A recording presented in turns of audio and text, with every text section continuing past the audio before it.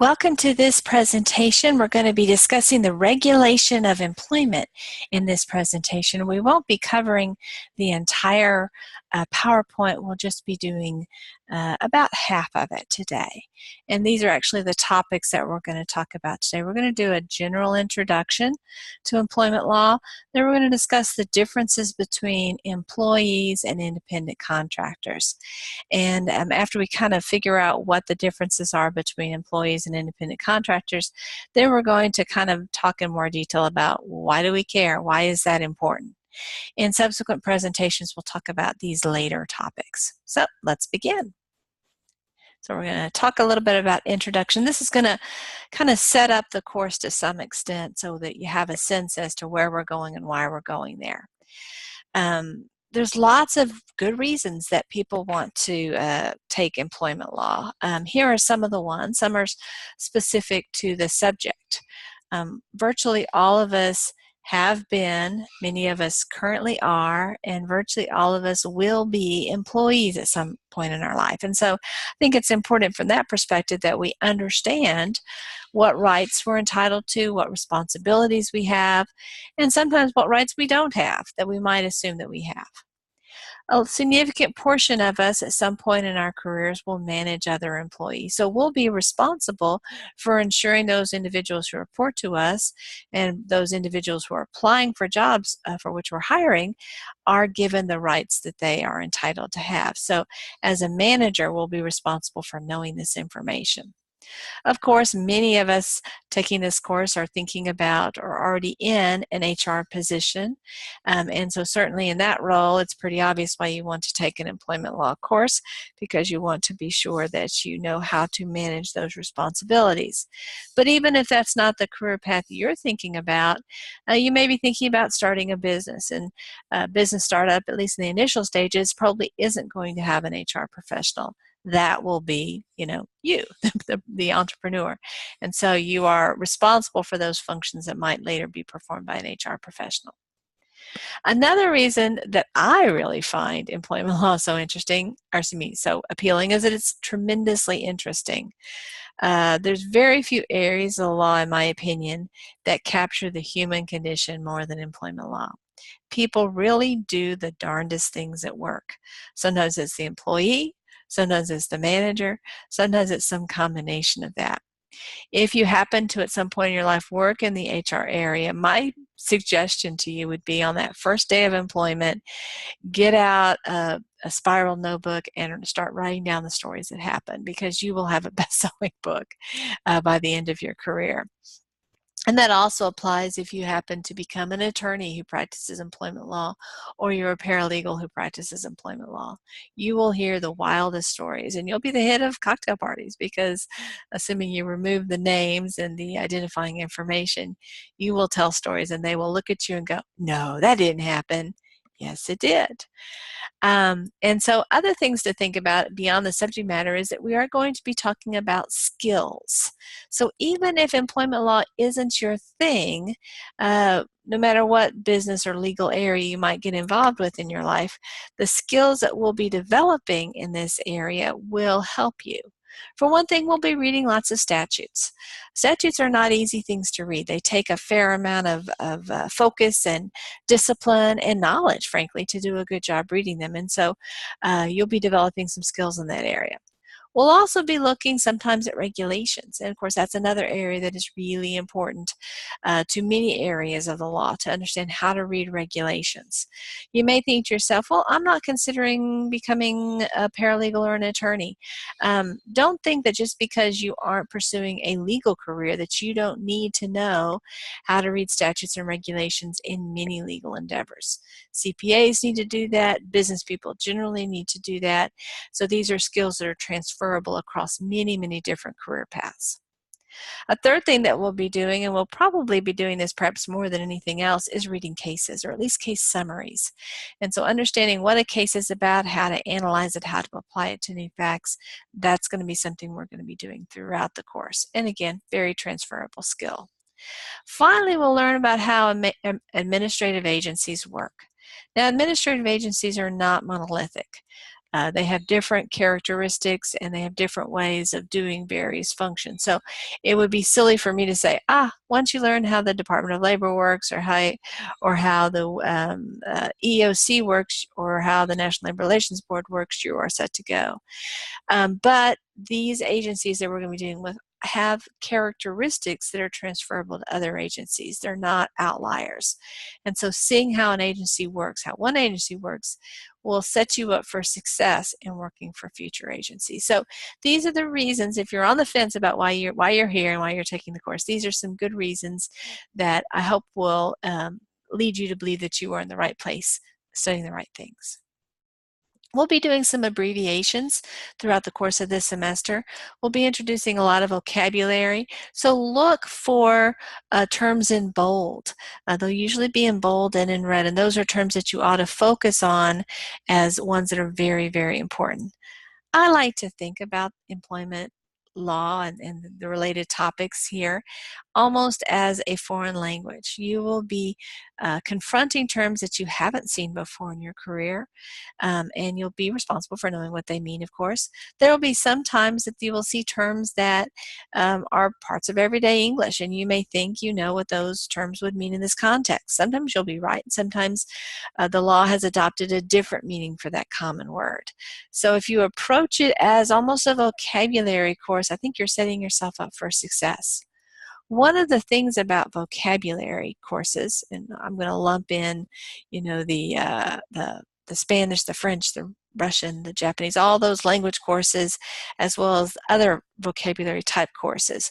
One of the things about those courses is, for the most part, they're not intellectually challenging, but they do require a significant time investment. I don't speak Japanese, and so I have no idea what the word in Japanese is for door. But my guess is that it doesn't sound very much like the English word or the French word or the Spanish words that I happen to know. So when I see or hear somebody who's a speaker of Japanese say the word for door, I'm not going to understand it unless I've studied it.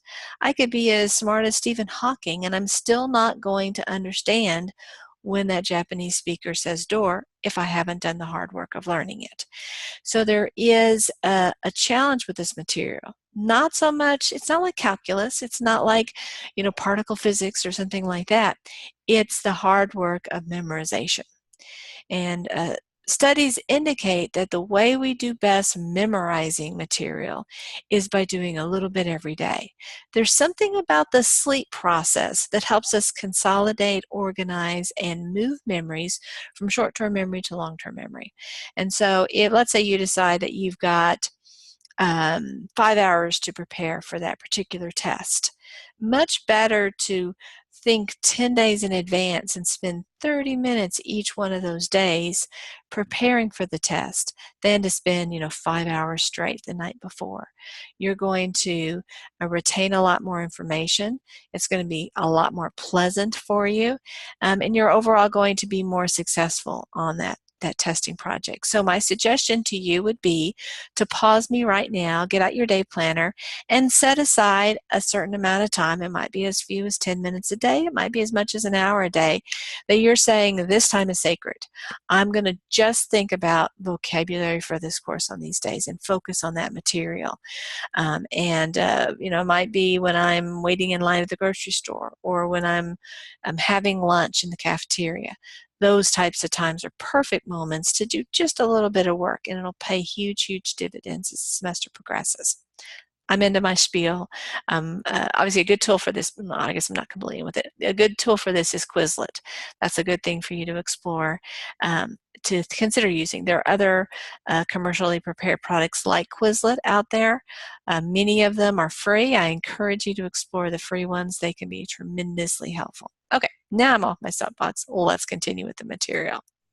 These are some abbreviations that we'll see from time to time in the course. I'm going to go on from here. Here are some categories of resources, primary sources of law is what we call it in the law, that we will find information about employment law. We'll see that in constitutions, both state and federal. We'll see it in statutes, federal, state, or local statutes. we'll see in administrative rules and regulations. In the employment law area, federal administrative agencies are really, really important.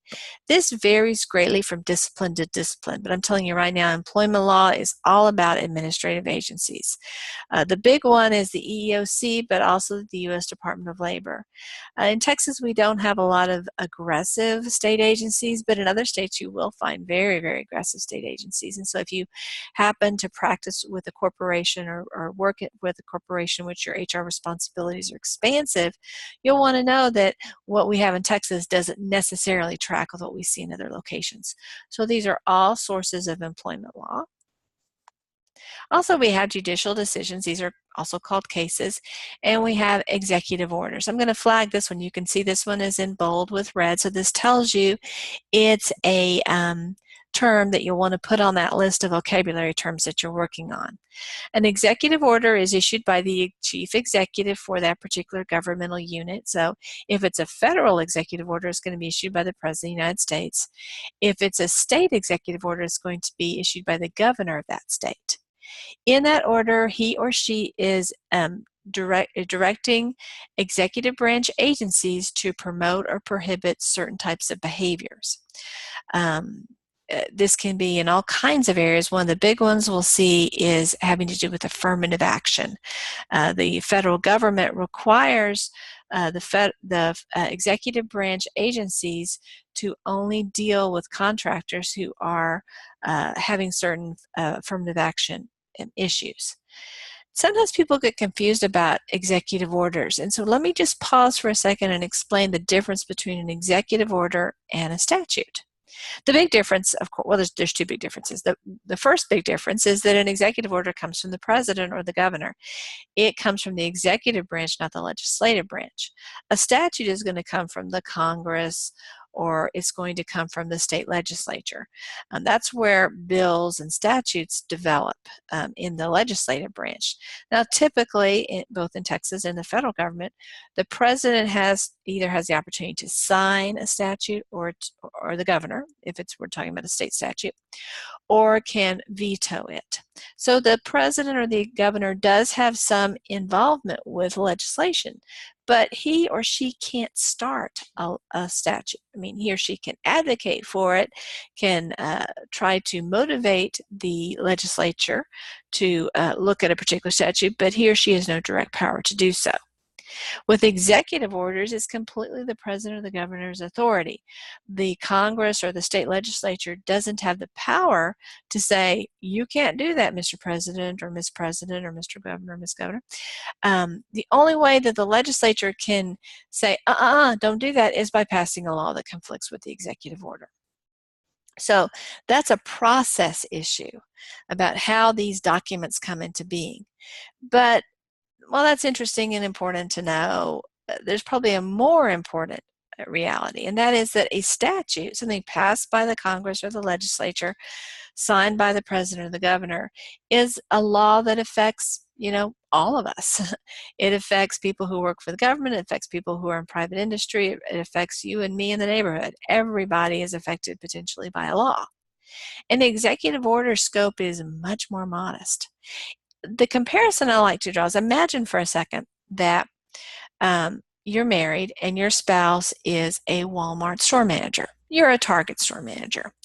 Your husband or wife comes home one night and says to you, gosh, the CEO of Walmart has just made this new rule. We need to have 2 greeters on every door for every hour that our store is open. Your spouse is venting. He or she thinks it's a bad idea. It's going to increase salary costs and not going to generate any revenue and really not do anything positive for the store. Your spouse is very frustrated by this policy. You turn to your spouse and say, well, honey, you're the Walmart store manager. Are you going to comply with this direction or not? Your spouse probably looks at you like you're an idiot and says, well, of course I'm complying. I mean, the CEO is the big boss. If I don't do what the CEO says, I'm going to get fired. When my district manager comes through and doesn't see the 2 greeters on each door, my DM's gonna say, what the heck are you doing? You can't do that. And I'm gonna get fired or disciplined or something like that. I don't have to agree with the policy to implement it because he's my boss. He's my ultimate boss, or she's my ultimate boss. So then your Walmart store manager spouse turns to you and says, so honey, are you going to put greeters on your doors? And you look at your spouse and say, you idiot. Why would I do that? My CEO, my executive hasn't given me that directive. And I agree with you. I don't think it's a good business plan. And so no, Target usually doesn't use greeters anyway, and I'm certainly not going to do it unless and until I hear from my Target CEO or someone else in the chain of command. So that's how an executive order works. When the head person in an organization, it can be a governmental organization or a private organization like Target or Walmart, when that person says to his or her subordinates, do it this way, guess what? Everybody pretty much does it that way, or they risk consequences. So executive orders are really just within that particular organization. Through an executive order, the president or the governor can't make you and me, who don't work for the government, comply with it. So you might think to yourself, well, then executive orders aren't really that big of a deal unless I happen to be supporting HR functions within a governmental agency. No, that's not how it works. There is, even though the authority level of the president of the government is limited to people within his ranks, it actually impacts private industry pretty significantly. Let me go back to the example of the affirmative action.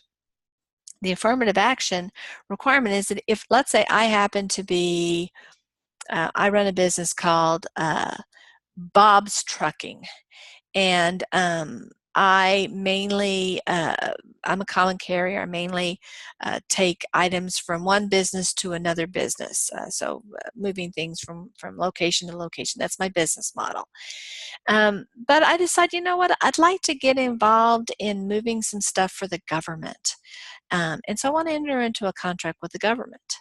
And I get involved in the bidding process. And you know what? I happen to win a contract with a governmental agency. Well, that, let's say it's a federal government agency. That federal agent, let's say the involvement is for $100,000. That's the value of the contract. Well, that federal governmental agency will say, you know, you won the bid, you seem awesome, we're very excited to do business with you, but we can't unless you follow these rules. We have certain requirements that we have for contracts. You don't have to enter into a contract with us. That's your decision. But if you decide you want to, we need these things to be in the contract, and we don't have any discretion. We have to proceed with these elements. And if you refuse to agree to them, that's fine, but you're not going to have a contract with us. So you can see in that sense what the rules are within the federal government can indirectly impact private industry. And there's lots of different ways this comes up in lots of areas of the law, but one area that's important is going to be in the employment law area. That's really about affirmative action, is probably the best and most clear example of that. And we have a separate module on that. We'll talk about it in more detail. Another source of employment law, let me just flip here because I know we kind of got into the weeds here. We talked about constitutions, statutes, agencies. We talked about cases, executive orders, and now we have contracts. Most of us who work do not have a written employment contract. We have something called employment at will. It is a type of contract, but it's a little bit different type of contract. There are some categories of individuals who do have written contracts. Some examples of those would be oftentimes senior executives within a business can have a written employment contract. We also see that in the entertainment and sports businesses. There's a lot of contracts that come up in those industries. Another category is when we're talking about unionized facilities. And then we also see contracts in a few governmental type of industries. For example, the teaching industry. I'm a full-time faculty at Collin, and I have an employment contract, even though there's no union involved or anything along those lines. So we do see written contracts sometimes, but in most areas of the industry, especially in Texas, the contract won't be written. That doesn't mean there isn't a contract. We call that an at-will contract, and we'll talk about that in more details going forward. Okay, So here's some more granularity about those laws and ordinances. So let me backtrack here. We talked about this category right here.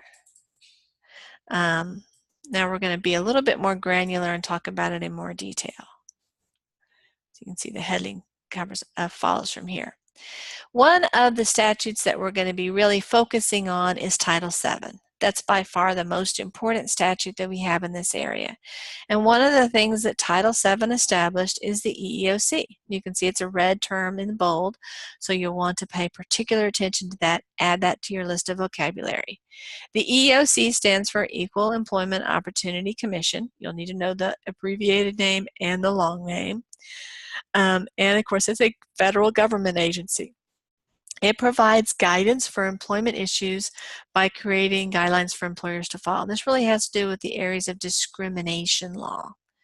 It's not a broader category. It's not going to give advice about minimum wage, for example. That's going to be the Wage and Hour Administration. So in its area, it comes up with guidelines that employers have to follow, and that's where we see the regulations part of this game.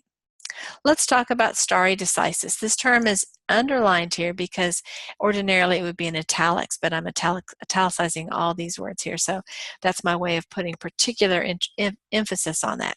Stare decisis is a Latin term. You don't need to know how to pronounce it. You don't even know what it necessarily means from a grammar perspective, but sometimes I think it's helpful if we break it down in a little bit more detail. A stare is what's called an infinitive in Latin.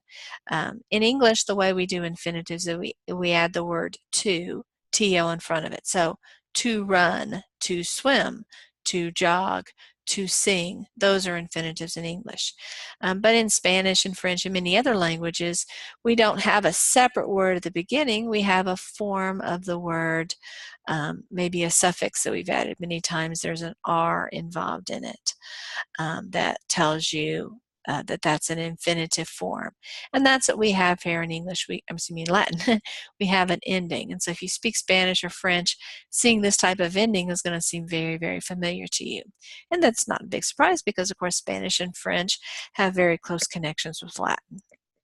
And so stare means to stand. And you can see again here, we see here the beginning of the English word stand, and then we know that the RE ending is similar to the, it's a marker for an infinitive, so it's similar to the word to. So this means basically to stand. And then, of course, decisis, that looks very much like the word in English decision. So it literally means to stand by a decision. And what stare decisis means is that a particular court is saying, I'm going to stand by an earlier decision. I'm going to follow precedent. I'm not going to vary from the tried and true path, so to speak. That's the expectation that we have with our judges. Especially trial court and appellate court judges aren't supposed to change the law. That's rarely going to happen, but when it does happen, it's going to happen by the Texas Supreme Court, the U.S. Supreme Court. And of course, legislatures can change laws all the time, but the court system really is designed to apply these timeless principles. So this is a really, really important part of our common law tradition. Courts are supposed to follow precedents even when they don't necessarily agree with those precedents. So stare decisis, here's our technical definition. It's a legal principle requiring courts to follow prior legal precedents established by prior decisions of higher courts within their jurisdiction. So stare decisis, let's say the Texas Supreme Court has rendered a decision. Well, a district court in Collin County has to follow it, even if that district judge doesn't necessarily agree with it. A court in Arkansas would need to follow what the Arkansas Supreme Court said. And of course, all the courts in the United States would have to follow what the U.S. Supreme Court says, because the jurisdiction of the U.S. Supreme Court is the whole country. Let's look at this term, respondeat superior. This is also in Latin, so I've underlined it. Superior, I think, is a word that we're kind of familiar with in English anyway. You know, we might think about Lake Superior or I need to talk to your superior. And that means somebody higher up usually. And so we might even replace the word superior with boss or employer or something along those lines. This ending here in Latin, we usually translate to mean let. So we're saying here, let the superior respond, or more accurately, let the superior or the employer be responsible. So as we're unpacking this expression, we might translate it, let the employer be responsible for something. And let's look at what the technical definition is. This is the legal principle requiring courts to follow. Oh, this is not respondeat superior. I'm sorry, this is a bad definition here. I will change this going forward. Respondeat superior. Not letting me mark through here. So disregard this. I will change it on the posted PowerPoint later on. Respondeat superior means that an employer is responsible for the actions of its employees. It's not responsible for every single action of its employees, but generally speaking, if the employee is at work doing his job and he does something bad, the employer is going to be responsible. Obviously, the employee is going to be responsible. Imagine that I am a cashier at Target. Bob comes through the line. He has put all of his items that he wants to purchase on the conveyor belt, and I greet him and he says, oh, and here's my 400 coupons I have.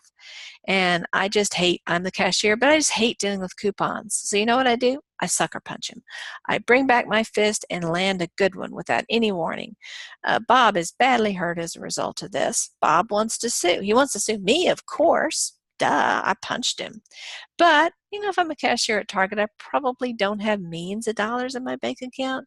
And so Bob also wants to sue Target.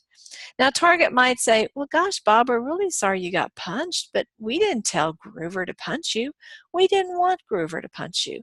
In fact, we trained Groover not to assault customers. So we actually told her not to do that. So why are we responsible for the fact that your nose is bloody?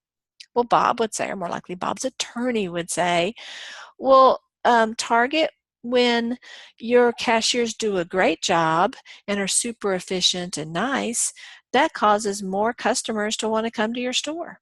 And so you reap the benefits of good employees. So it only makes sense that when you have bad employees, you reap the downside when they do bad things. Also, we want to incentivize you as a culture we as a culture, say Texas, wants to incentivize employers to train their employees and to fire bad employees so that the public isn't at risk. And one way to incentivize Target is to say, hey, Target, if your employees start punching customers, you're going to have to pay for it. Well, that's going to motivate Target to really train and screen and make good employment choices. Maybe before they were responsible, they might have been willing to hire people that had some kind of violent criminal conviction. But now they're not, because they don't want to pay for Groover punching you in the nose. And one way to do that is to do better training, do better screening. So that's how respondeat superior works. So again, I'll post a better definition here. But you are responsible for this term. It's one that we will talk about many, many times over the course of the semester. Okay, so what do employee disputes look like in terms of the style of the case? When I say style of the case, I mean the name of the case. And typically in litigation, you have the name of one party. Oftentimes it's the plaintiff, then a little lowercase v standing for versus, and then the name of the other party, usually the defendant. Sometimes the names will be reversed. It's kind of beyond the scope of this class as to the ordering of names. But the most common way that we see this structure in employment law is when the employee sues the employer. This is probably the way it happens about 95% of the time. There are other scenarios, but we're not going to focus on those in these, at least in this presentation. Just be aware this is by far the most common, but there are some other ways of approaching this. Okay, so you may be thinking to yourself, why? Why do we have laws in this area? What is the social benefit for this? This is probably one of the areas of law that I find most interesting, because when we consider what laws and regulations we as a society have, it reflects the values that we have, the conscious choices that we have. Because when you choose to legislate in a certain area, you're making a policy decision, a values decision.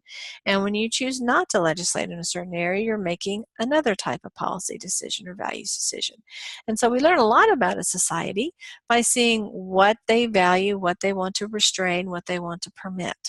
And so we're just going to spend a couple of minutes talking about that kind of philosophical area of inquiry. Okay, so one of the big reasons why government agencies and government and legislatures decide to regulate the employment relationship is the belief, and it's perhaps debatable, and certainly it's debatable in some cases, but in other cases it's probably pretty clear cut, that the employee has less bargaining power than the employer.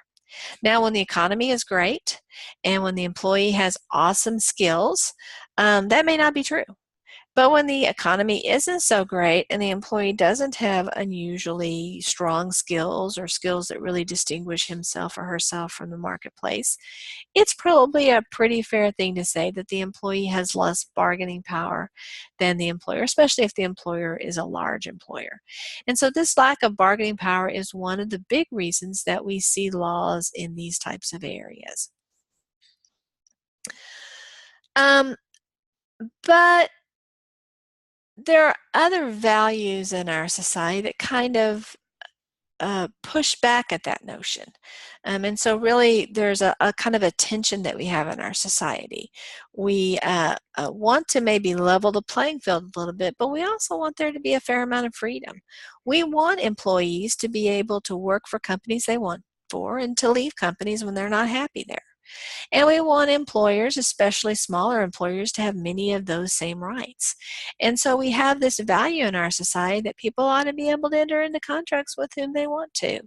And they ought to be able to end them when they want to.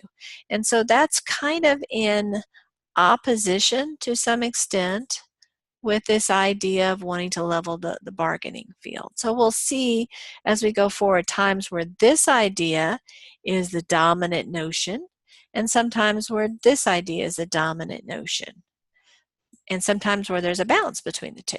So when we're focusing on freedom of contract, one of the things that we'll see is the notion of at-will employment. You may recall earlier I talked about the notion of contracts, and I said, you know what, written contracts are fairly unusual in the United States between employee and employer, but I said something about at-will employment. Well, let me give a little bit more granularity there. Most employment relationships in the private sector in the United States, I want to say most, I mean like 99%, maybe 97%, the vast majority are at-will agreements. So what does an at-will agreement mean? It means, and I have it in bold here, kind of a bit of a definition, an employer may choose to hire or not hire a given employee. An employee can choose to work for an employer or not work for an employer. It's the employer's choice and the employee's choice. If the employer wants to hire Bob, but Bob doesn't want to work for the employer, Bob doesn't have to. If Bob really wants to work for Target, but Target doesn't want to hire Bob, and Target doesn't have an unlawful reason not to want to hire Bob, Target doesn't have to hire Bob. So the beginning of the relationship only happens when the two parties say, yep, this makes sense to us. But we usually focus on at-will issues at the end of the relationship. So this part right here is going to be our more important part. In an at-will relationship, either party, the employer or the employee, may terminate the relationship at any time for any reason unless it's an unlawful reason. So going back to the example of me being the Target store manager and my husband being the Walmart store manager. Let's say my husband is just really ticked at the CEO of Walmart. He goes, this is a stupid idea having all these greeters running around. I'm just going to quit. Walmart doesn't want him to quit. My husband does not have a written contract. He's an at-will employee. Can Walmart make him stay? No, Walmart cannot make him stay. Let's say my husband complains at a meeting about the whole greeter issue, maybe a district-wide meeting. He goes, listen, this is stupid. We shouldn't have to do this. We're wasting salary costs. We need to be spending those resources with more cashiers or more stockers or other positions, not these greeters. After the meeting, his boss comes up to him and says, you're fired. I didn't appreciate you talking that way. My husband's like, what? But I was just telling you what I thought. I wasn't rude. I was just expressing my opinion. Yeah, I get it, but I don't want you to be employed here anymore. Walmart would have the right to dismiss my husband because he was in an outspoken way talking about something, because there's no legal protection for expressing your opinions in the workplace. And so generally speaking, both the employee and the employer can end the relationship at any time, as long as the reason that the employer is ending it is not an unlawful reason. This is one of the biggest surprises that you're likely to have in this course. The assumption seems to be, and many people have, that an employer has to have a reason, a good reason, just cause to dismiss an employee. That's not the case. And most reasons, even silly reasons, even dumb reasons, even mean reasons, are still going to be lawful reasons. There are a few category of reasons that are unlawful, and those do limit an employer from doing that. We'll be spending a big part of the case talking about those carve-outs. But for the most part, the main thing is, is the notion that if I am, so if you think about this is, if you imagine here that this whole area here, this whole zone, are all the reasons you might fire somebody. Well, a statute will come in and say, okay, you can fire somebody for every reason but this one. And you can't fire someone for this one. And you can't fire someone for this one. And you can't fire someone for this one. So a good comparison would be like Swiss cheese. Most of a Swiss cheese piece is cheese, but there are some holes in it. The holes are those exceptions to the at-will policy. Where the cheese is the at-will policy. That's what's going to kick in the vast majority of the time. Okay, sometimes people say, well, maybe we don't need to have as much regulation as we do. So here's some perspectives on people who are opposed to as much employment regulation as we have. Some take the opposite view, that we need to have either as much as we do now or perhaps even more. And we've already talked here about that imbalance in power can be a reason. So there's lots of justifications both ways. Reasonable people can differ on this. You may have one perspective or another perspective, but I want to offer to you the intellectual arguments, the policy arguments that are behind both perspectives. Okay, so now we're done with kind of the introductory part of this presentation, and we're going to flip and talk about the differences between somebody who's an employee and somebody who's an independent contractor. This is a really, really, really, really, really important issue. Lots of employers have been badly, badly burned by misdesignated employees. We'll talk about why it's an important issue, though, after we talk about how we decide which one it is. So I'm kind of getting this a little bit in maybe reverse order, but I think it's more helpful to do it in this order. At least that's kind of my thoughts here. Okay, so let's go forward. Who is an employee? Well, first of all, before we talk about who's an employee, let's go back a little bit in time. And we're going to use a couple of terms that when you hear them, you're going to think, gosh, that sounds like something, I don't know, Shakespeare would say. And that's the idea of master and servant. Once upon a time, when people talked about employment relationships, they used these two terms. The master was the employer and the servant was the employee. It sounds kind of weird to talk about it, but we still actually use these terms in employment law.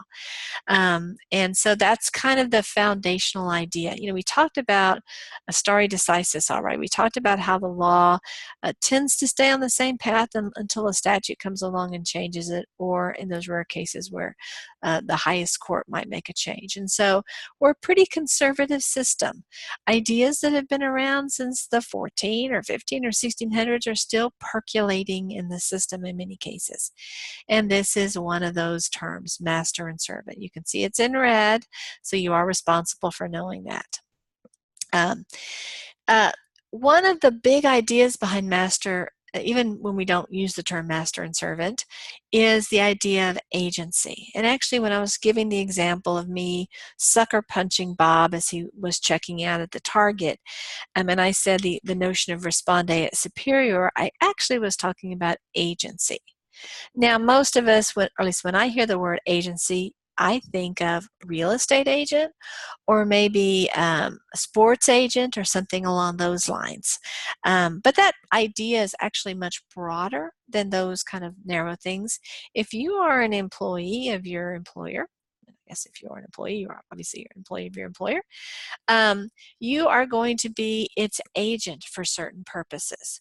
So when I was the cashier at that Target, I had been given I was now uh, the agent for Target. I had permission to accept money for Target from customers, and I had the ability or permission to uh, process the transaction so that the customer could leave now owning what he had come to purchase.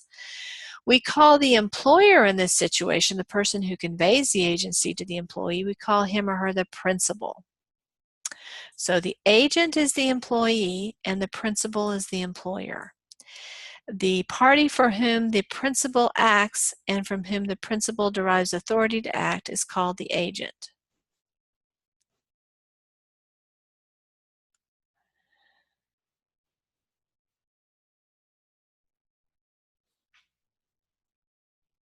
So the agent acts for the principal. And again, in the employment relationship, the agent is going to be the employee and the principal is going to be the employer. Sometimes an agent will act beyond his or her authority. You might say when I punched Bob in the nose, I was acting beyond my authority because clearly I hadn't been authorized to punch Bob in the nose. But usually we don't consider that acting beyond the authority because I was actually doing my job at that time. I was in my workstation. I was logged into the cash register. My light was on, that type of thing. But let me give another example. Let's say I've clocked out for the day. And maybe I clock out in the back area of the store and I'm actually walking through the store. I've taken off my name tag. I'm no longer on the clock. And this time I happen to see Bob shopping the store and I'm still ticked at him because he was rude to me the other day when I was checking him out. And now I sucker punch him. Well, there's a much better argument Target would have under those circumstances that I am not an agent of Target anymore. I'm not on the clock. I'm not at my workstation. I'm not wearing my badge. Target doesn't have any real control over me at that point in time. Now, Bob could make the argument that we're still on Target property. It would be an interesting issue that reasonable minds could differ on, but at least there would be a stronger argument Target would have that I was acting beyond my authority under those circumstances. I'm going to do a couple of sections out of order here, so I'm going to go forward. If you're tracking with the study guide or the PowerPoint, realize that I'm kind of going forward. Then I'll actually come back, so watch for this. Here we go. So here's that responde et superior term. So here's that definition that I should have had earlier. You don't need to know how to pronounce it, but that's how you pronounce it, responde et. And then usually the superior, we put the accent on this final syllable, not just say superior. Here's the definition. The employer is liable to third parties. Read this to mean the customers. But not exclusively customers, but customers is an important category here. For the foreseeable negligent acts and omissions committed by an employee. Now, obviously, the employee is always responsible for his or her own actions. That's a given. The question is whether the employer is also responsible for those acts. Another way of thinking about responde et superior is to talk about the term vicarious liability. And we see this is also in red. And so you're responsible for that. This is the imposition of liability on one party for the wrongs of another. So if we think about this whole area right here as being the universe of vicarious liability, responde et superior would be a subgroup within this. It's not not all vicarious liability situations are respondeat superior, but all respondeat superior situations fall into the larger category of vicarious liability. Okay, and this is a little bit more granularity with respect to that. When the employer may be required to reimburse while the employee may be required to reimburse the employer if the employer has to pay the damages, generally the third party goes after the employer because the employee doesn't have the funds to pay. Again, going back to me being the Target cashier, I punch Bob in the nose, Bob sues me, the cashier, the puncher, and Target. Let's say Bob gets a $100,000 verdict. He can't get the money from me because I don't have it. So Target has to pay the money because Target was vicariously liable under the doctrine of respondeat superior for my actions. Target can absolutely go then against me and say, wait a second, we're only responsible for your nose punch because you were our agent. But really, you owe us $100,000 because we had to pay based upon your actions. And Target's completely in the right in that area. It only has to pay because I couldn't pay. Now, will Target sue me? Well, first of all, Target almost certainly fired me for punching the person in the nose. Target probably won't sue me, though. They're not going to decide to not sue me because they don't have a good legal argument. I mean, they do. It's a pretty much slam dunk winning argument for them from a legal standpoint. The reason that Target doesn't sue me is that I don't have any money. I certainly don't have enough money that it makes sense for Target to invest all of the expenses associated with suing me. You can't get blood out of a turnip. It's just a really, really important legal concept. There's no reason to ever sue somebody who doesn't have money. And so Target's not going to sue me, most likely, but it doesn't at all mean Target can't sue me. Let's say the day after I punch Bob in the nose, I win the lottery. I win the super lottery and I get $100 million. Is Target suing me now? You better believe it. So it's all a matter of whether you have the money or not to justify the effort. I'm going to go back to where we were before. We were talking about master and servant, and we flipped ahead, and now we're going to continue on from here. We're going to focus now about talking about the differences between a worker and an independent contractor. Up until this point, I've kind of an employee and independent contractor is better terms. A worker is an umbrella term that includes both employees and independent contractors. Up until this point, I've been acting like there's no definitional problem. It's obvious who's an employee and who's not an employee. Would that we lived in that world. Unfortunately, it's a lot more complicated than that. In this course, we're not going to do a deep dive, and I'm going to just go tell you right now, you're welcome, because this is very technical stuff. If we were to do a deep dive on this, you would very much not like me at the end of the course because this is tough stuff. So I'm going to introduce you to concepts and I'm going to give you a few examples, but we're really going to do a pretty high-level overview of this topic. Okay, so all the stuff we've talked about, well, if you're an employee, this follows, this follows, this follows. Well, what is an employee? I mean, we need to know who this employee is if we're going to decide whether this rule applies to him or not. So let's look at a definition of employee. And this is just one of many that we'll talk about. An employee, you can see it's in red and bold, so you're going to care about this term. You're going to want to focus on learning what this term is. So an employee is a person who acts under a contract in the service of another who has the right to control and direct the work. Now again, when we talk about contract, we're not talking about a written contract. This probably is an at-will employment contract. The employee never signed anything. The employee didn't even think in terms of a contract. The employer maybe never even thought in terms of a contract. Just because the parties aren't thinking in those terms doesn't mean that a contract isn't being formed. So this is our generic definition of employee. And we'll get more granular on this as we go forward. Let's contrast this term with independent contractor. An independent contractor is a person who contracts with a principal. Remember, so we're thinking agent here. When we see the term principal, we know somebody's got to be an agent if we've got a principal. And that's going to be this person. To perform a task according to his or her own methods, so it's the independent contractor's own methods, and who is not under the principal's control concerning the physical details of the work. So the employee is under the control. The independent contractor is not under the control. But keep in mind that the employee and the independent contractor are both agents. And the employer, whether it's an employee relationship or an independent contractor relationship, is the principal. So there's lots of similarities between these ideas, but some really big differences. So you be sure that you can identify these differences, and we're going to go forward and talk about this in more detail. Okay, we're going to look at 3 tests that the law has established to sort through the population, to separate employees from independent contractors.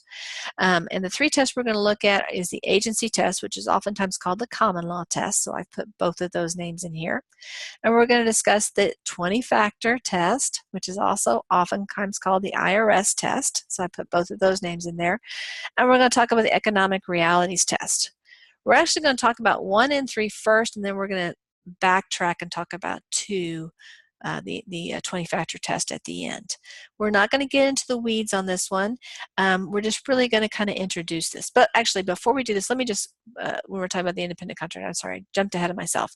Going back to the independent contractor topic, let's get a little bit more granular on that. And we have one more item I wanted to cover on independent contractor. An independent contractor is generally a person who contracts with a principal. Think employer here. So the independent contractor is an agent, and we have a principal.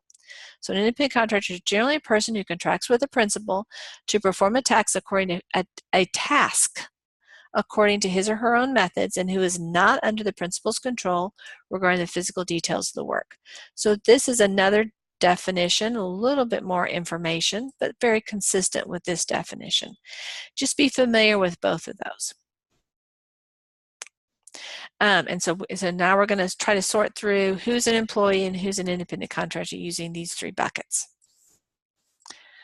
Okay, and we're going to focus on that third one first. I've put throughout this area 3s, 2s, and 1s. You may have noticed here I put a 1, a 2, and a 3, and so I'm going to keep that numbering as we go forward. So we're going to talk about that economics reality test.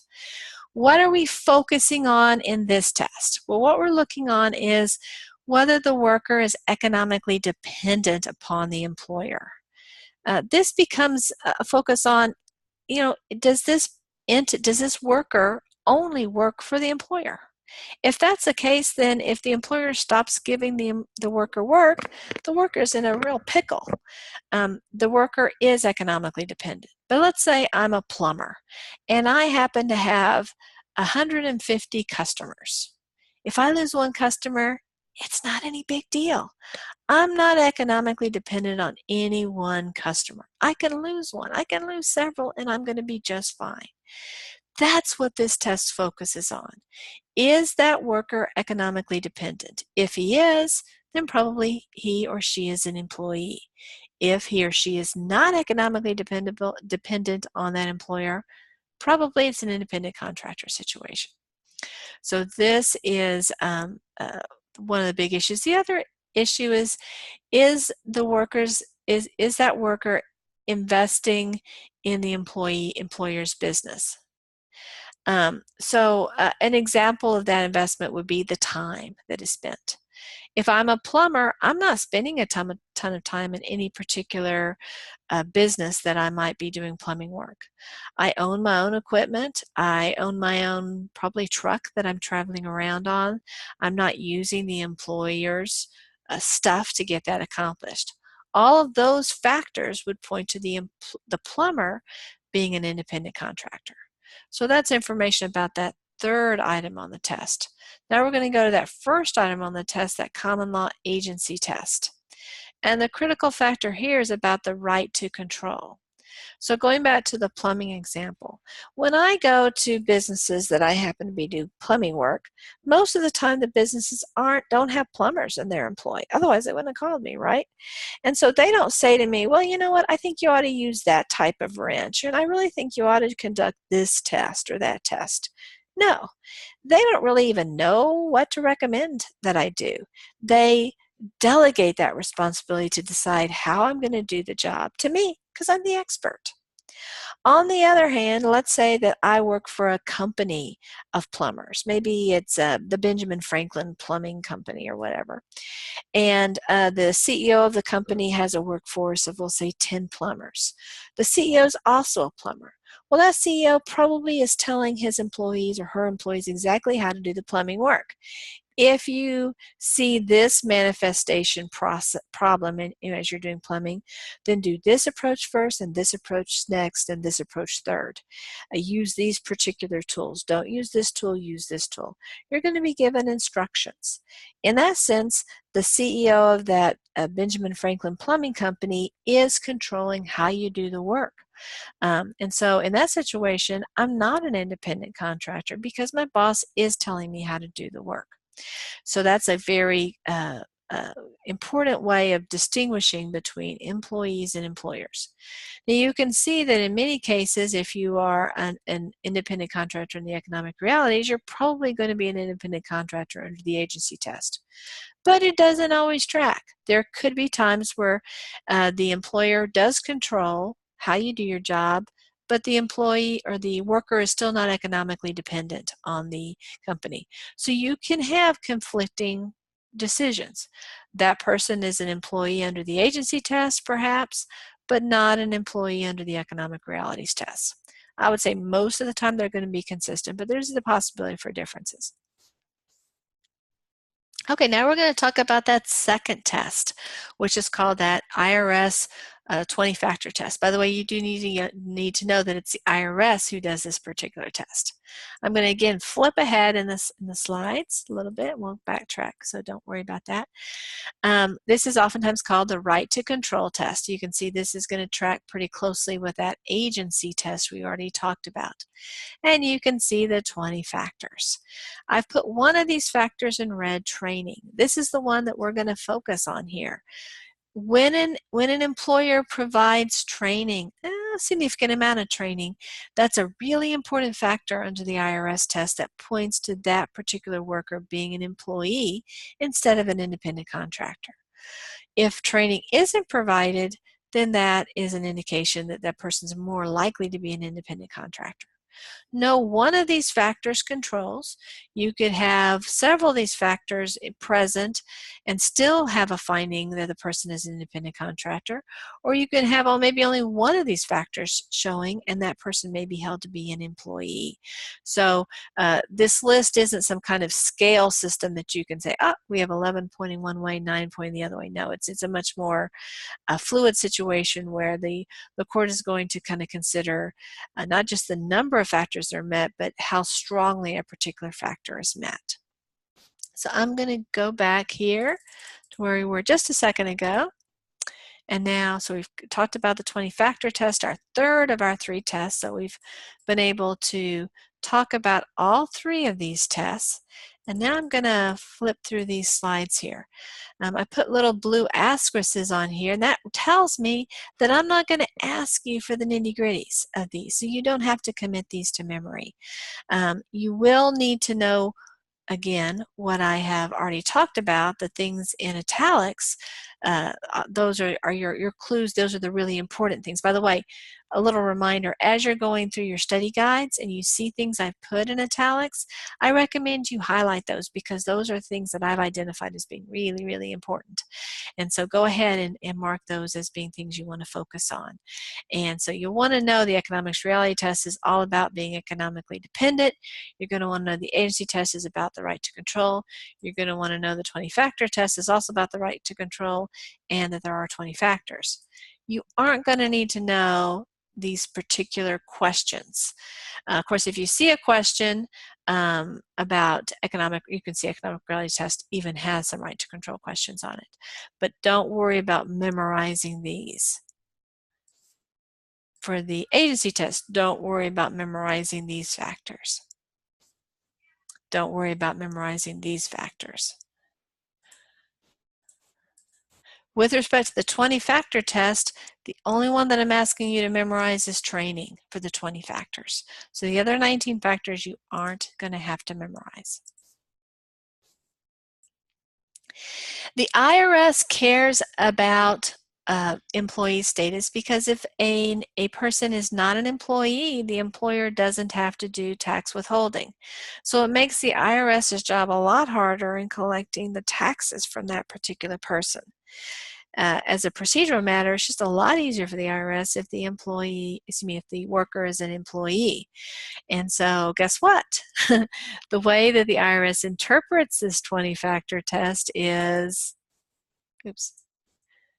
they're strongly inclined to find employee status. They are loath to find in independent contractor status. So they have a very strong inclination in that area. I like to highlight that. Okay, so we've kind of completed our discussion about employee versus independent contractor. Now we're going to broaden the scope a little bit and look at employee on the fringes. We're going to talk about some people who are clearly employees, but who maybe aren't covered under certain statutes. So we're moving to a different paradigm here. This, by the way, this heading I've added, so you won't see that in your study guide. Okay, we're going to talk specifically about the NRA, the National Labor Relations Act. When you see the word labor in our statutes, most of the time that will relate to union-related issues. There's one statute that's an exception to that, but it's a pretty safe bet most of the time when you see labor, we're talking about union issues. Okay, so the National Labor Relations Act is just trying to decide or helping trying to establish who can unionize and who can't. Well, the people who can unionize are called employees under the statute. But the definition that this particular statute has developed for employee excludes some people who are clearly employees. And one of those are supervisors and managers. Managers do not have the right to unionize. Generally speaking, supervisors don't have the right to unionize. Are they employees under the 20-factor test? Absolutely. Are they employees under the common law test? Absolutely. Are they employees under the economic realities test? Supervisors and managers absolutely are. No one would say, generally speaking, oops, sorry, went the wrong way. No one would say that managers and supervisors are not employees. But you know what? When we look at statutes, statute writers are completely free to come up with quirky definitions for terms. And this is just an example of that. They're saying instead of having a really big definition for employee, we're going to define it more narrowly. And for our statute, just our own statute, we're going to define employees in such a way that excludes managers and supervisors from that definition. Also, of course, the definition of employee excludes independent contractors, but you know, we were expecting that. There's no surprise with respect to that particular wrinkle. So be aware, we talked earlier on about one of our goals in this course is to get you familiar with working with statutes. And this is an example of one of the things you look for in a statute. If you're looking at a statute and you see a term, you may be inclined to think, oh, well, I know that word. I know the word employee. I know what it means. Well, you may know what it means in everyday conversation, but you'll also want to check the statute to see how has this statute defined this term. In a long statute, the definition section might be several pages earlier in the statute. And so the particular section you're reading that uses the word employee may not actually include that definition. So you need to be aware, hey, when I see the word employee or whatever the word is, I need to check the definition section to see if this particular statute defines this particular term in an unexpected way. I'm going to go forward. Here are some another test for determining whether an employee, a worker is an employee or an independent contractor. This is the restatement of agency test. You're not going to be responsible for it. You see the little blue asterisk there. So let's move on. You're also not responsible for this definition, which is basically another list of items that you need to do. This is the restatement of employment law definition. You'll see in both of these, by the way, this one and this one, that a lot of the same things we saw in our first three tests are there. But again, for our course, we care about the common law agency test, the economic realities test, and the IRS 20-factor test. Those are the ones we're going to be working with in this course. We have a case here. This is kind of a quirky case. You can see it's not from Texas. It's not a federal case. So it doesn't have any direct applicability to us.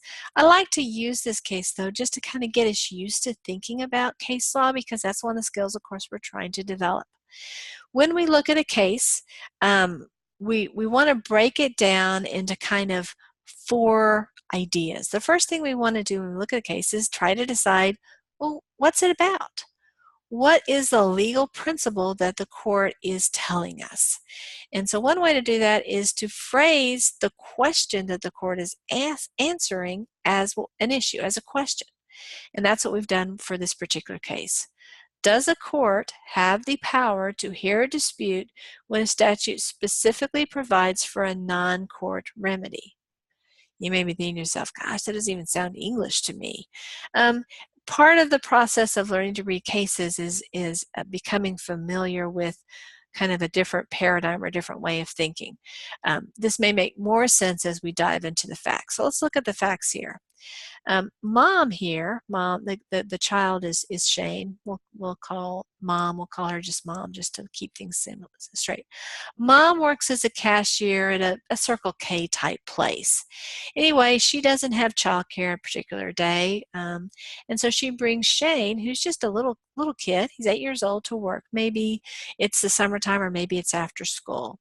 Anyway, while Shane is there with the mom, he does maybe some sweeping or some stacking or things like that, and the store manager gives Shane a little bit of money, because he's there and he's doing some nice things. While Shane is doing this stuff, he slips and he cuts himself. Maybe there's some glass outside or something. Anyway, Shane and the mom sue the company and for the injuries that he sustained. The employer says, well, Shane was an employee, and therefore he has to file a claim under the state's Workers' Compensation Act.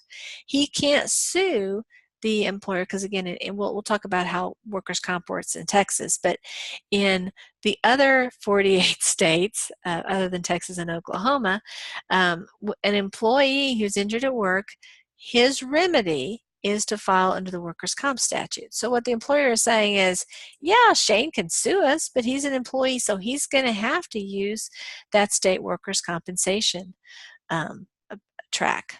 Now, there's relatively limited recovery under those statutes. And so the mom and Shane think that they're going to have more success if they don't have to use the workers' comp statute. So they don't want Shane to be held to be an employee. They want him to be treated more like a customer might be able to be treated.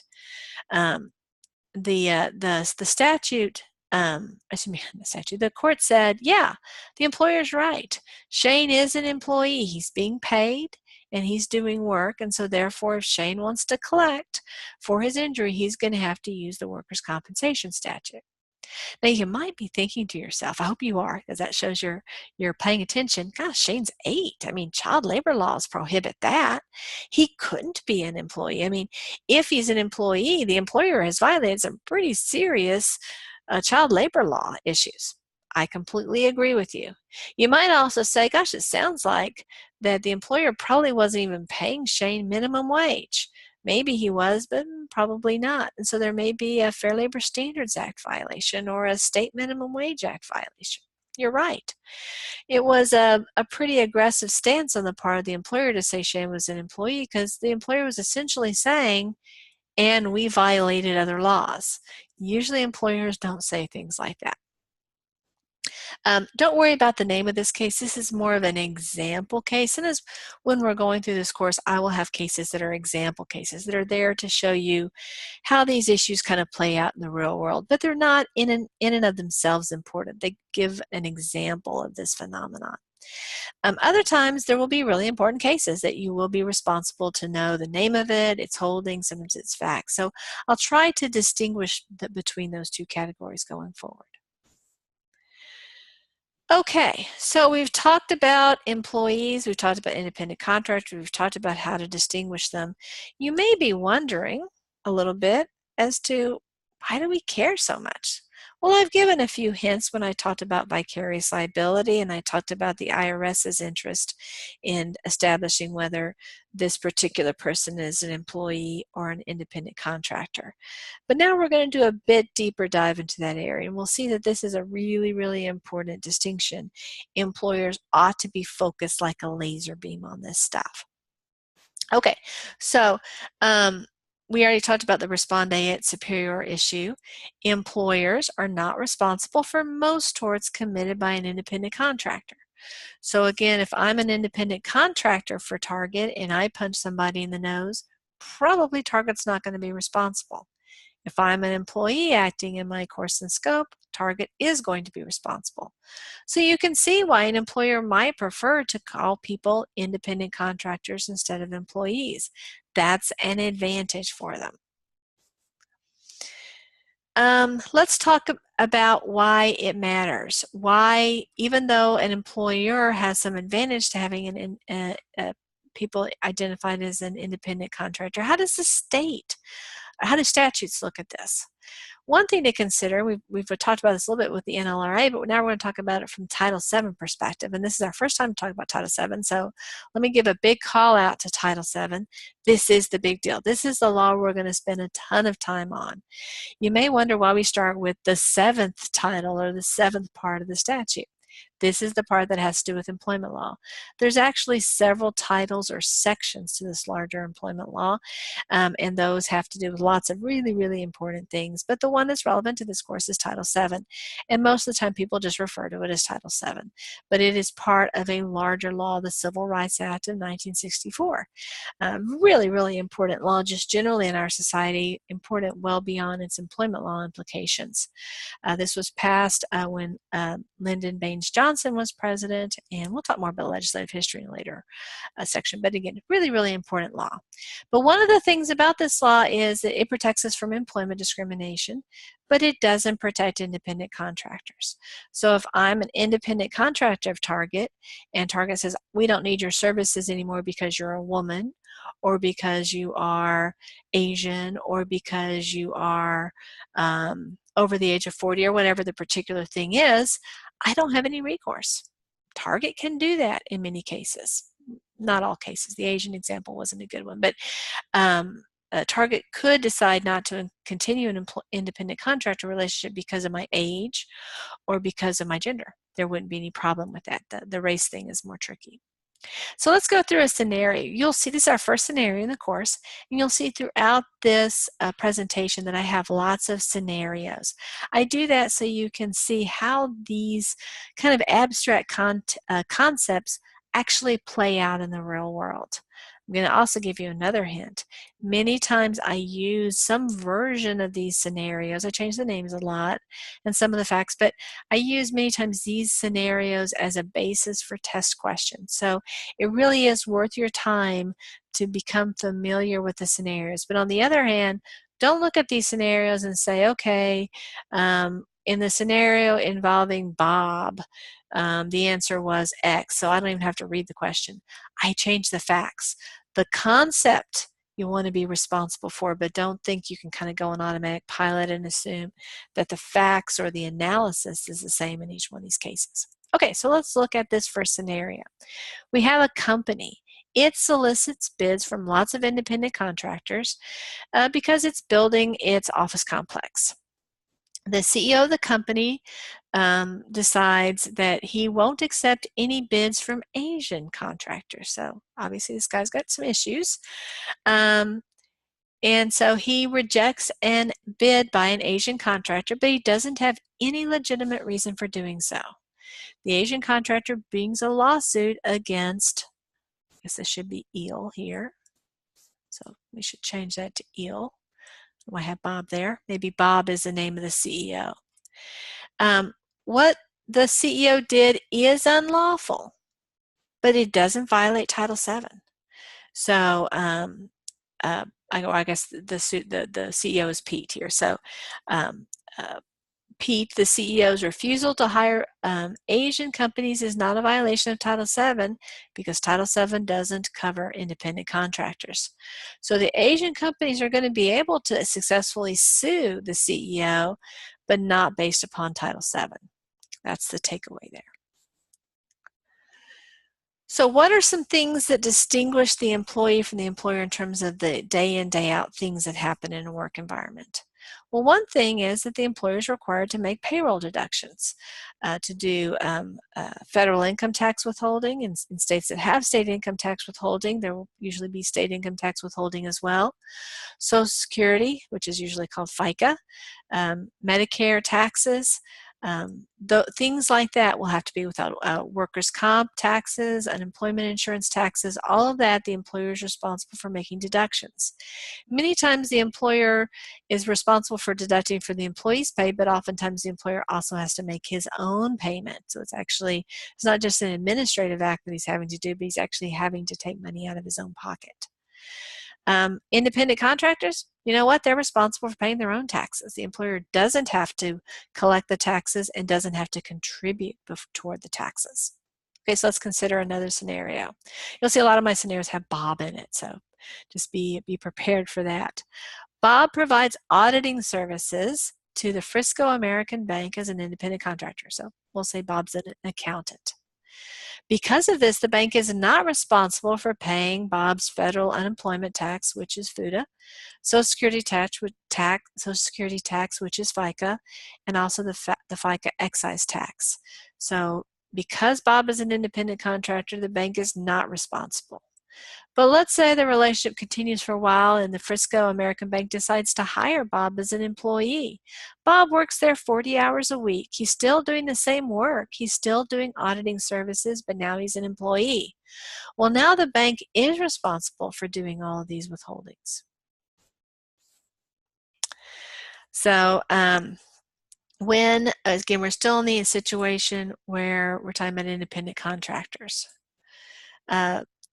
Employers are not required to provide benefits as a general rule, but if the person is an employee, he or she is potentially eligible to receive them. Employers get to establish who's eligible and who's not. So sometimes an employer might say, well, you have to work this many hours a week, or you have to work for me for this long, or you have to be in this particular job classification. But if you happen to meet all of those conditions and you're an employee, then you're going to be eligible for the benefit. If you're an independent contractor, you aren't going to have access to employer benefits.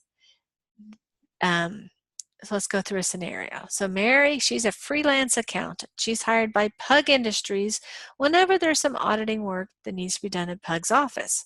Probably Mary has lots of other customers, clients that she works with, and so she's an independent contractor. Mary's called to the office on an ad-need basis and she's paid $700 per day for her services. Because Mary's an independent contractor, Pug doesn't have to do any withholding, and also Pug doesn't have to give her medical benefits or retirement benefits, even though Pug gives its other accountants those types of benefits, because again, Mary is an independent contractor, not an employee. But you can imagine that, let's say Mary starts doing more and more work for Pug Industries. And so Mary is going from maybe being called in once a month to maybe 2 days a week. And so now she's working 16 hours a week. Well, she's seeming more and more like an employee. And so if Pug doesn't consider the fact that under the economics realities test, under the 20-factor test, under the agency test, Mary has transitioned from independent contractor to employee. If Pug doesn't acknowledge that change then and continues to not do withholding and continues to exclude Mary from benefits, Pug could run afoul of the laws that require that Pug take those actions, and Pug could get significant fines for misclassification. There's a pretty famous scenario that happened by Microsoft. Microsoft had something called permatemps. I think I have that maybe over here.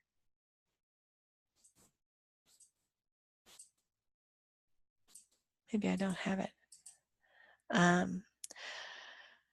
Microsoft doesn't do this anymore, but back in the day, it had lots of its workers who weren't employees, but they weren't called employees, but they really were employees. They had offices, they regularly came to work, they didn't have any other customers, but they were called independent contractors.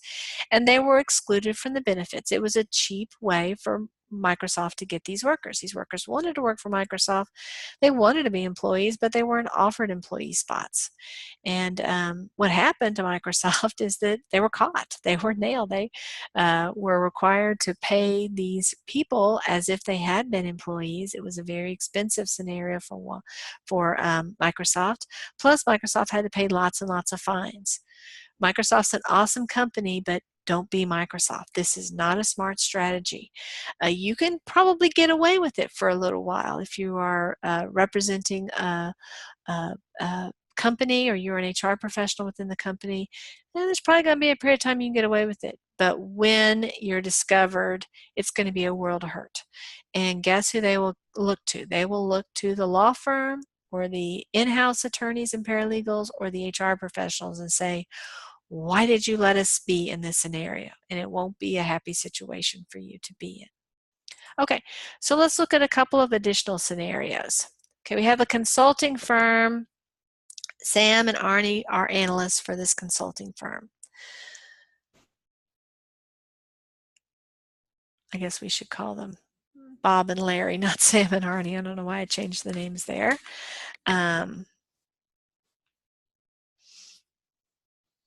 Okay, so we'll call them Bob and Arnie. So instead of Sam and Arnie, we're going to call them Bob and Larry. Bob was hired as an employee, and Larry was hired as an independent contractor. Wish I could get this to work. For some reason, it's just not going to. Is it going to work now? Nope, not going to work. Okay. They both work 5 days a week during standard business hours at the office. They have the same supervisor. They have the same job responsibilities. Bob, the employee, is paid a salary. There's withholding happening. Larry is paid, but he doesn't have any withholding and he doesn't get benefits. In this situation, this is that classic Microsoft scenario. Red Panda's in a world of hurt. It has willfully misclassified the independent contractor, Larry. He should have been classified as an attorney, and there's going to be some significant penalties, both in terms of things that Red Panda is going to have to pay the government, and also what probably Red Panda is going to have to pay Larry. And usually a company that does this once, especially if it's a big company, will have done it for lots and lots of people in a particular job category. So if it were just Larry, it might be okay, but it's not going to be Larry. It's going to be Larry and 50 other people like Larry, and that becomes really, really awful for the employer. Okay. Let's consider the next situation. Bob is appropriately characterized as an independent contractor for a law firm named Allen, Rose, and Grisham. Bob will solely be responsible for his own Social Security taxes and all these other items. So there is no need, because this company is going to what's oftentimes called 1099, send Bob a 1099. That's what the independent contractor gets. And there's no need to do any of that withholding. It's going to be Bob's responsibility under those circumstances. A third example is going to be Kangaroo. Kangaroo often hires Bob to train its employees. So Bob is in the HR area. He gets paid $300 per session, and he also travels once a month to different branches of Kangaroo Systems to train its employees. When he's required to travel, he gets a little bit more money. He gets $450 instead of $300. Bob provides his own training materials, so this sounds like he has a fair amount of control. He controls how he gets to the place. He controls how he trains. He also has other clients, so the economic realities test points to him being not completely reliant on Kangaroo Systems. So it looks like Bob is probably going to be treated as an independent contractor appropriately. That's probably a good designation. Again, Bob's kind of close to the line because he's doing a lot of work for Kangaroo, but these are the types of things you'll want to look for when you're trying to make the decision about status. Okay, so we talked about you don't want to misclassify. It's really almost never dangerous to misclassify an independent contractor as an employee. I mean, you're going to have to pay more money because you're going to have to be paying in Social Security and other things. So there's a cost associated with it, but there isn't a risk of litigation associated with it. So if I think most cautious employers are going to say, if it's in the gray area, if we could categorize this person as an independent contractor or an employee, most conservative employers are going to veer toward the employee. It's a safer path. And one of the reasons is that fines can be pretty darn substantial for these types of violations. Let's look at 2 examples. A willful misclassification of workers by an employer under the FLSA, the Fair Labor Standards Act. You may notice we have the word labor in here. I said before, whenever you see labor, think union stuff. This is the one exception. This is the one law that has the word labor in it, but it doesn't have to do with union issues. This is, we use the word labor here because it's such an old statute. And back then, back in the day, before my time by far, but still back in the day, labor was used more than employment. And so we just kind of a little artifact of our language. Anyway, in this case, under the FLSA, that employer the actual person who makes the decision might face prison time and a fine up to $10,000. And this very likely is per worker. So pretty big deal. Let's consider it from the IRS standpoint. The IRS will hold the employer not only liable for its share of the FICA and the FUTA that should have been done, but there will also be a penalty of 20% for the FICA that should have already been withheld. So again, mischaracterizing a worker as an independent contractor when he should have been an employee is not a good idea. The duck test. If it quacks like a duck, if it works like an employer, it's best to categorize that person as an employer. This isn't an official test. This isn't the 4th test that we have on our list. It's kind of a common sense test. If when you think about it, people around that environment think of this person as an employee, I've kind of put aside the 3 tests that we talked about and just go ahead and designate this person as an employee. We have some drafting tips here. So here's before we get into the drafting tips, let's talk about this. Hopefully you've already reached the conclusion that just labeling someone an independent contractor doesn't make them an independent contractor. Their status is inherent given what the underlying relationship is with the employer. Mislabeling is going to the label that you attach is going to have almost no legal significance. I suppose if you called someone an employee and didn't do the withholding, the label of employee could have significance. But calling somebody an independent contractor when they really aren't isn't going to give you any level of protection. So you don't want to think you're helping yourself by calling someone who's really an employee an independent contractor in a document. It's not really going to be of much value for you. Here are some things to think about as you're drafting the documents. Many times lay people think, well, I don't have to worry about drafting contracts or things like that. That's something that an attorney will do. And certainly many attorneys do get involved in this, but also many times paralegals are involved in this or HR managers are involved in this. And so this can be useful information for you to have even if you are not an attorney. I put a little blue asterisk by this material because you are not going to be responsible for listing out these items, but I wanted to flag them for you and so make them available for you so you know kind of the things to think about. If you end up having this job responsibility, this slide might be really helpful for you to review and reflect upon. This is just a cool case. I enjoy talking about this one. You may recall, if you're old enough, that back in the early 2000s, there was quite a scandal at the Super Bowl. Justin Timberlake and Janet Jackson were doing this fairly involved dance routine, and part of the dance routine, for a few seconds, Miss Jackson's breast became visible, and so they called it a wardrobe malfunction. I think there was a debate about whether it was intentional or not. Anyway, the FCC, the Federal Trade Commission, fined the network that was airing the Super Bowl, which happened to have been CBS, $550,000 for that. It was less than a little bit more than half a second that her breast was exposed. Well, CBS of course apologized for it, but CBS appealed and said, hey, Justin Timberlake and Janet Jackson aren't our employees. They're not our agents for this purpose. They were independent contractors, and we shouldn't be responsible for that amount of money. So this is a case where it's not really an employment law case, but it has to do with fines for another area of the law. And guess what? CBS was successful. The court agreed with CBS and said that Justin Timberlake and Janet Jackson had a great deal of discretion about how they put together their performance. CBS wasn't micromanaging them and telling them what music to perform or how to stage their routine. And so therefore they truly were independent contractors. And so as a result, it was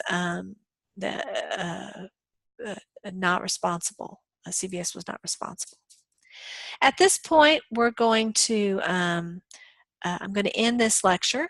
If you have any questions about the material we've covered to this date, please feel free to reach out to me, send me an email message so I can connect any dots that I failed to connect. And be sure to watch the next lecture, which will make additional progress as we go through this material. I thank you for your attention, and I hope that you have a wonderful day.